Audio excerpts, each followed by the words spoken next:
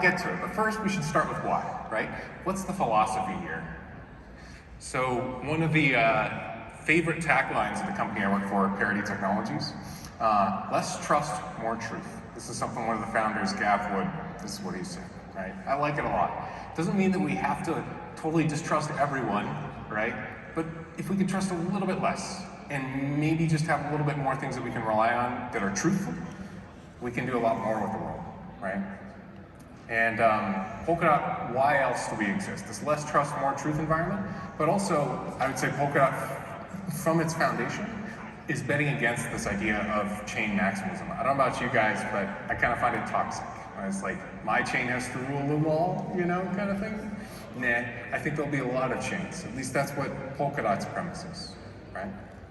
And our real bet here is that the best blockchain of today, whatever it is, if you're a maximalist for it or not, it will not be the best chain tomorrow, right? Things change, things evolve over time, right? And we need to be in a world where we're ready to go to the thing that is better tomorrow, right? So that's why Polkadot exists. Less trust, more truth. We think that there's going to be a whole bunch of chains and that we should probably evolve over time. So here's what Polkadot fundamentally revolves around. What are the key properties here? We connect networks together. I'll get into this. We handle heavy traffic at scale, right? One of the biggest things that we'll be doing with Polkadot is scaling a lot of networks working, interoperating together, and providing in that network of networks security, a whole bunch of industry-leading, robust security. And then beyond that, we want to be able to allow custom-made blockchains, right, for whatever their purpose might be, to be able to interoperate together, and that's over this network, as well as to upgrade over time. So these self-upgrades that allow you to be future-proof and be the blockchain of tomorrow as opposed to have to die and let some other chain take over. And all bringing this together, some sense of less trust, more truth. We want governance. We want people to be able to have some say in how these things should evolve over time, right? But first I want to talk a little bit more about what enables these custom-made blockchains to be, because that's kind of hard to do, man. Making blockchains is hard, right? So we provide kind of a stepwise path to get there, right? So instead of just throwing you the deep end, although you can go the deep end path to make a blockchain totally from scratch, say, okay, well, you know how to do these contracts, right? Whether it be in Solidity, if you're targeting EVM, or potentially we provide some toolkits that target WebAssembly, right? In particular, this is a generic language that I think a lot of people are excited about. Some technologists, I'll talk to you about WASM after this. And in this, if you can target whatever the virtual machine is in this network that you're trying to go for, whether that's EVM or your own custom thing, it's a great place to start. You get a platform, you throw some money at it, and you can start today, whatever it is. But let's say that scales, right? And now you're looking for some more extended functionality. In fact, some of the principles, like for instance, the fee markets and the auction mechanisms that we have on EVM, just that gas stuff isn't gonna work for you. You need something different. Now you gotta build your own thing, right? In your own operating system in which you'd like to perform it.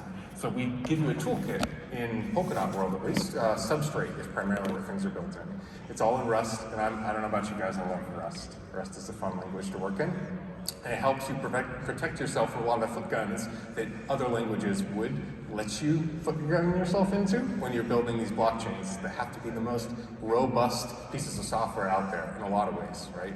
They guarantee a lot of very important things, financially speaking, and otherwise. So if you go from this contract land, now you've evolved into this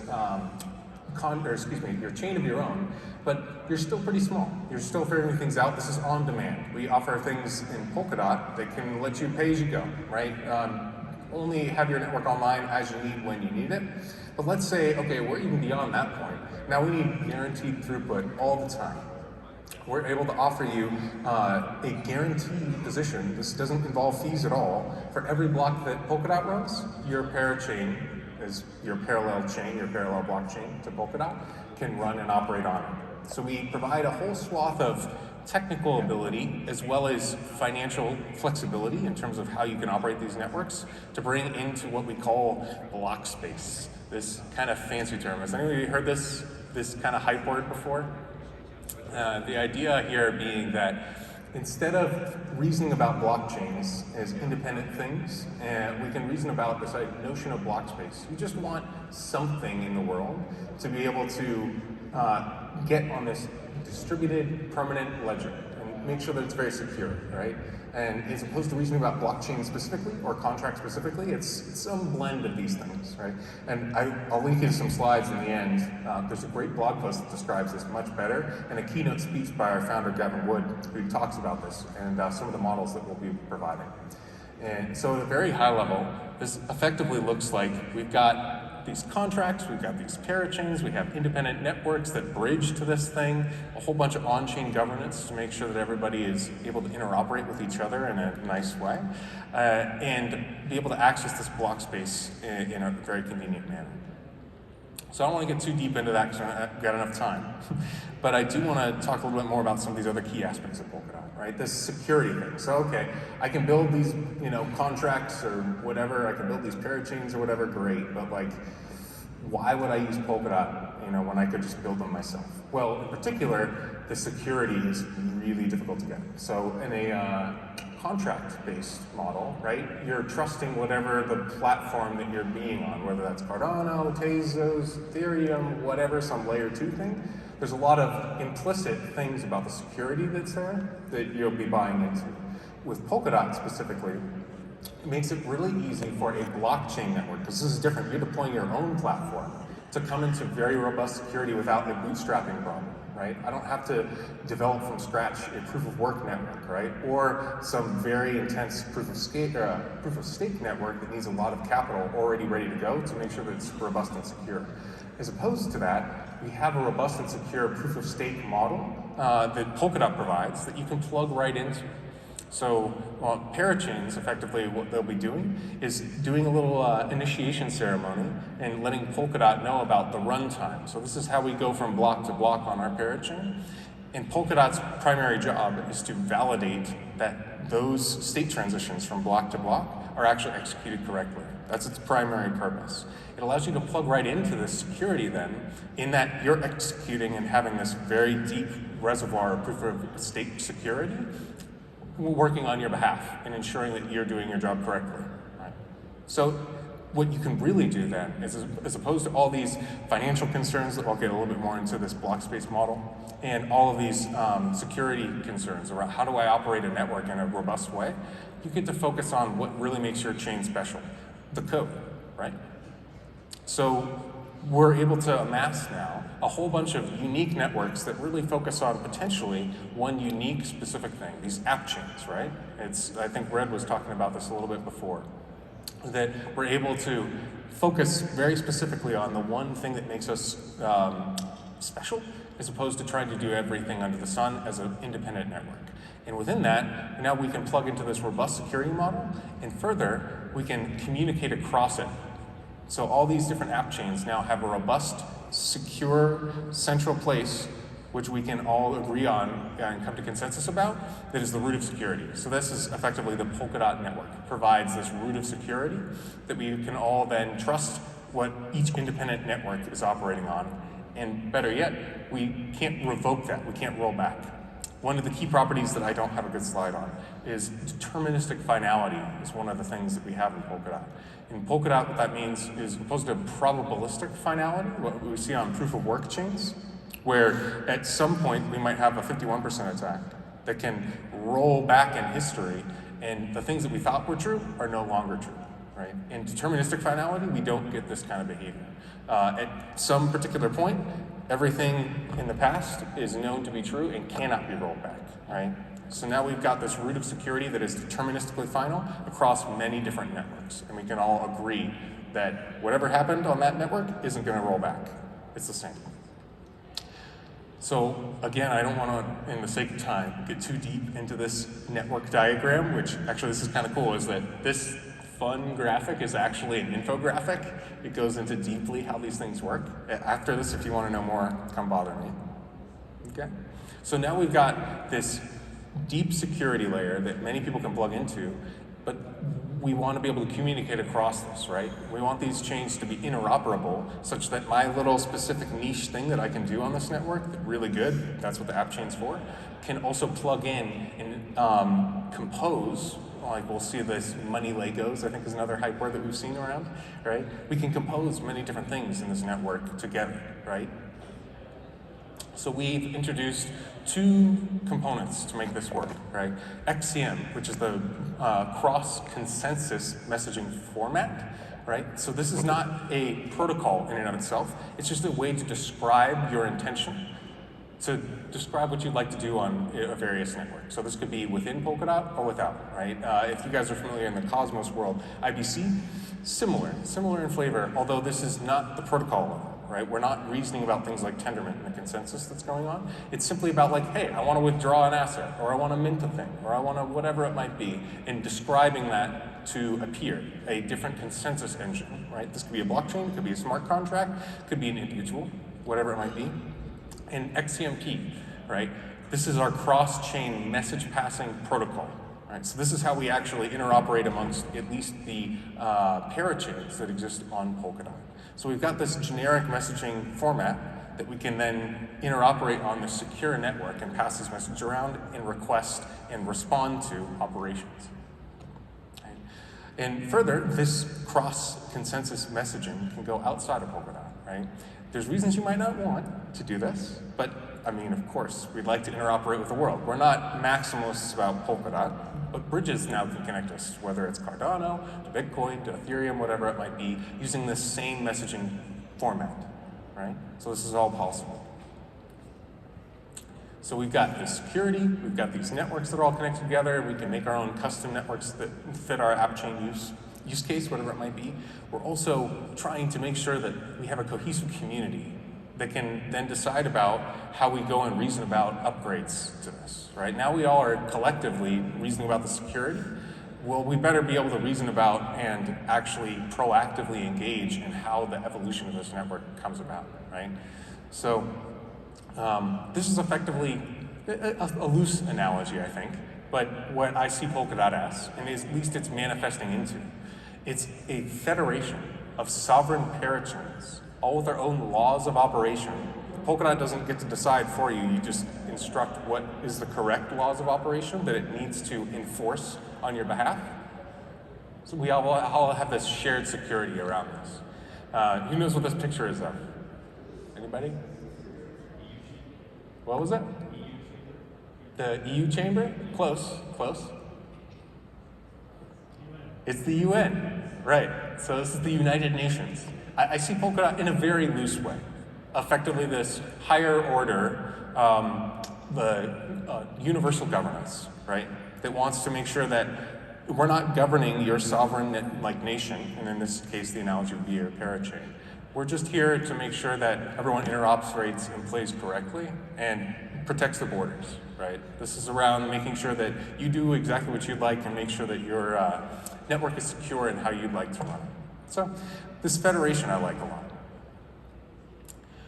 Hopefully I've given you some enticement as to Polkadot's a pretty exciting place to be, but not enough time to get into some of the more technical details. As a matter of fact, I'd say that we need something on the order of about 5 weeks together.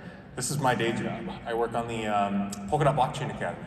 This is specifically a program to train you in not just like a boot camp, we're very explicitly not a boot camp, but very intensely go about fundamental principles and some of the concepts and theory that you need to understand from an academic sense of how consensus systems need to be designed and come together in a robust way. And then some of the practical things around how do you use these toolkits like Rust and like Substrate, like Ink and WASM, all these things, compose them into that now architected consensus machine that you think is great. So if you wanna dive down into this world, come and talk to me. I'd love to get you connected to our next edition. I think it's gonna be in January in Hong Kong. 5 weeks, it'll be fun together.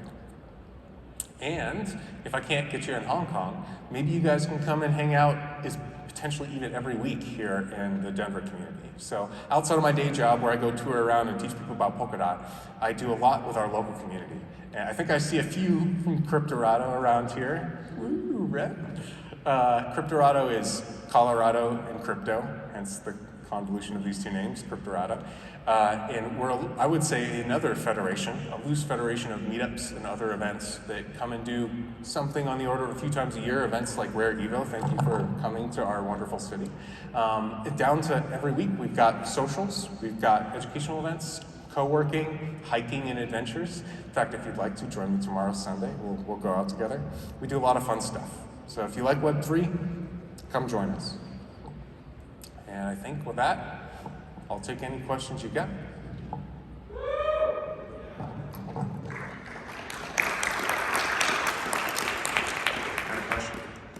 Question about ecosystem-wide.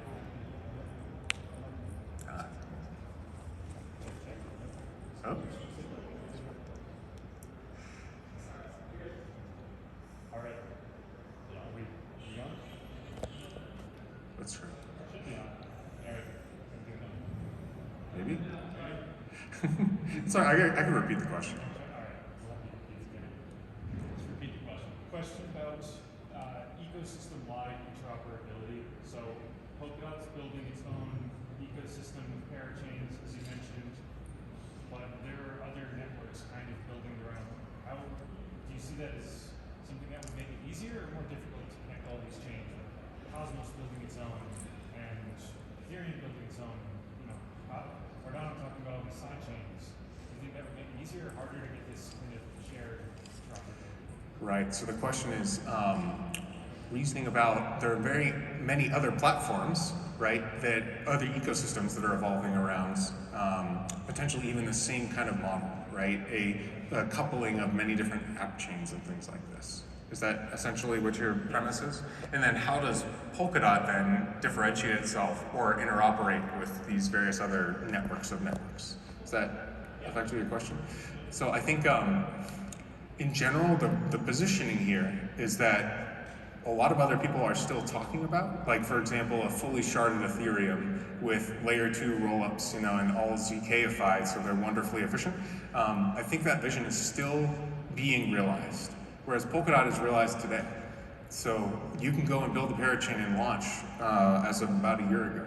And I think that we're a first mover advantage in that sense, a little bit, of this multi-chain network, as well as one thing that we won't see across things like Cosmos and across things like the layer 2 sharded Ethereum is this sense of deterministic finality across many different networks. So Polkadot is differentiable in the sense that this root of security really is robust and resound across the entire network, whereas the guarantees that are provided by things like rollups independently operating each other and trying to communicate across Ethereum, right?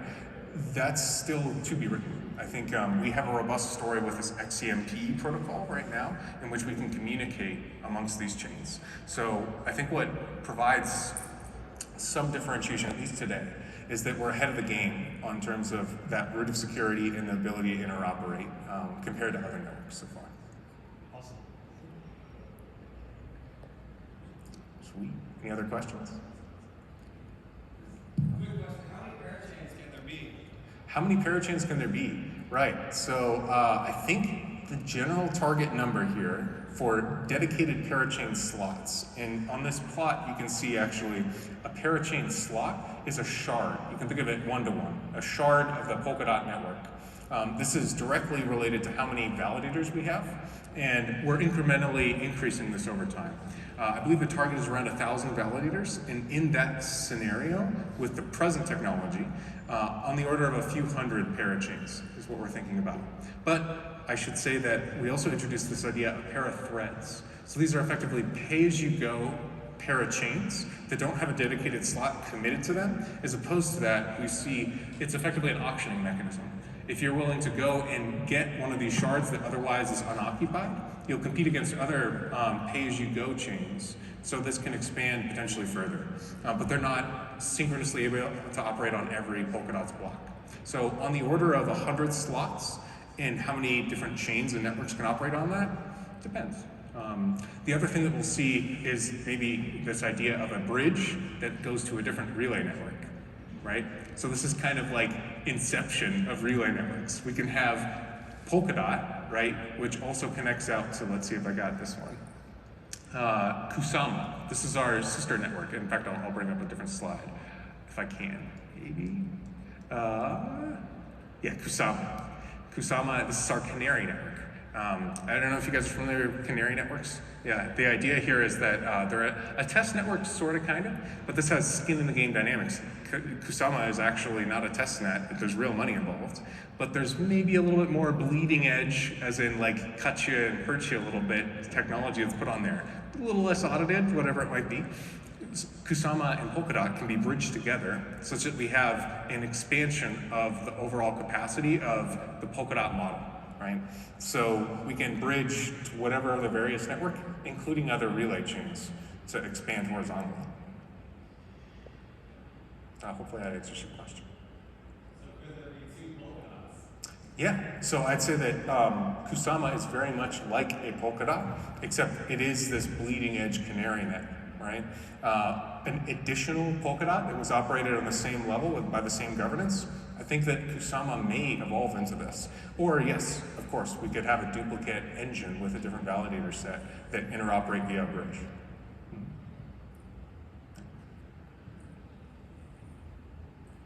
Sounds good. Cool.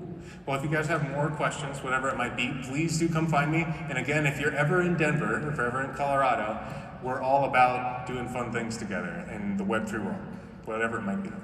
Cool. Thank you.